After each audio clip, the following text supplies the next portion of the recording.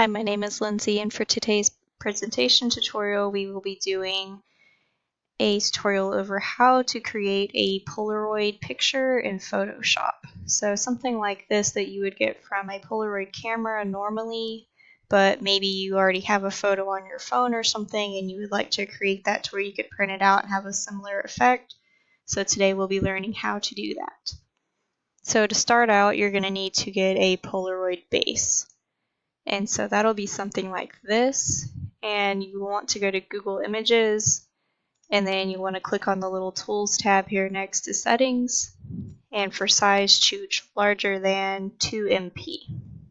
So once you do that, it'll give you several results you can go through and look at. This happens to be the one I chose. I like the texture and color of it. It makes it look a little bit older. And then after that, you will also need a chalkboard texture from Google Images. So same thing, tools larger than 2 MP, and then from there, it's really just based on your personal preference. So there's several different ones, but you can see it kind of has lightness on different areas and kind of different cross-hatching. So pick one of your preference, it doesn't matter, and we'll be using that in the image also. So to start off with, we're going to open the Polaroid image that you picked, and you'll see it has a transparency right here, which is where we'll put whatever photo you would like to turn into a Polaroid. So I'll go ahead and change layer 1 to Polaroid so there's no confusion. And from there, you can have whatever photo you decided on. Mine will be of my dog Ozzy. And so you can already see we need to change up the layers here since it covers the frame. So we will drag that down underneath Polaroid.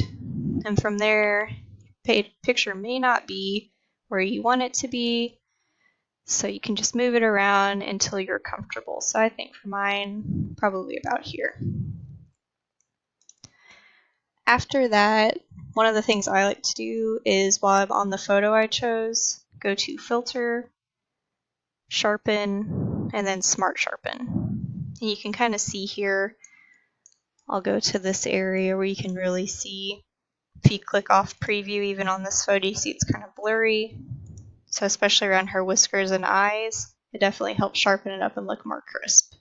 So my custom settings are 31% for amount, 6.2 for radius, and remove Gaussian blur. And then you can hit OK if you want to use those settings or create your own. After that, I like to bring in the chalkboard texture first before I start messing with any colors or anything. And with this, you don't need to keep the shape like we normally do in class to where it's the same.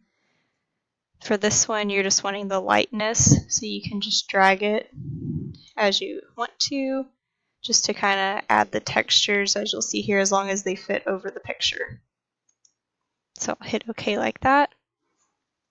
And then after that, we're going to go to the different modes over here, and you can see they kind of all change how the photo looks pretty drastically. But for this, we're just going to go with lighten, and I leave it at 100% for opacity.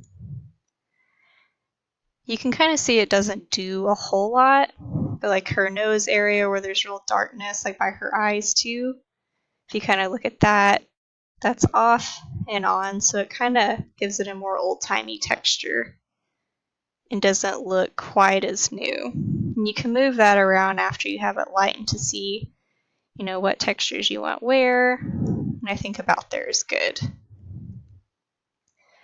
After that, I'll go back to the Aussie picture, and then we can start messing with colors.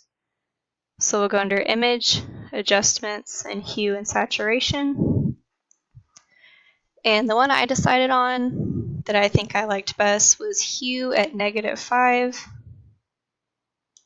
Saturation at about -30, and my lightness at -3. So it looks a lot different now. It's not as vibrant on the outsides. This has more of a red tone, and then the lightness is a little bit further down so you can see more of the chalkboard texture. And of course, since your photos will all be different, you can change the settings as you see fit. But from there, I'll hit OK. And you can just make sure all your images all your layers are set up properly before we move on. And after that, if you want to go the extra step while you're still on your picture, you can go to Adjustments, and we're going to go with Photo Filter. So you can see, especially if you're doing like a fall themed set, this kind of adds a little bit more orange, a little bit more of a kind of autumn color to it. And you can also do cooling if you want more blue or cool tones. So a lot of those, depending on the feel you want to go with, can make it look really nice.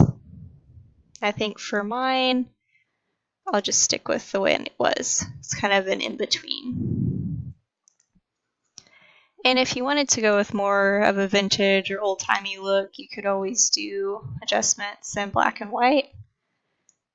And even after taking the color away, you can see it's still crisp and it looks nice. And from there, a lot of people like using the sepia tone to make it look really old styled. So we will go to Adjustments, and this is after you've already made it black and white.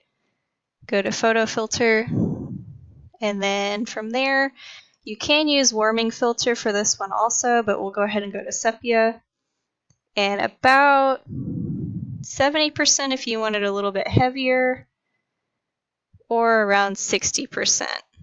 You can see that kind of brown tone that makes it look really old. You can hit OK from there.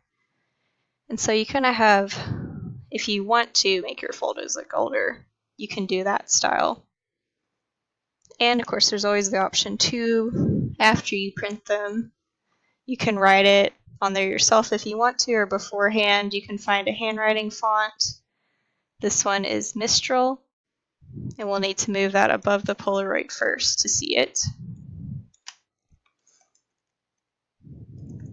You can add dates or names, and just kind of drag them wherever you want to kind of make it like a memory date or a name if you want to.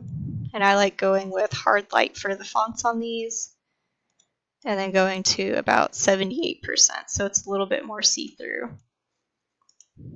And for sizing with these, with fonts, I like doing free transform, so it's a little bit more comfortable and you can mess around with it a lot easier. So that is my tutorial. I hope you enjoyed watching and that you can use this at home or for fun or any kind of projects that you would like to do on your own.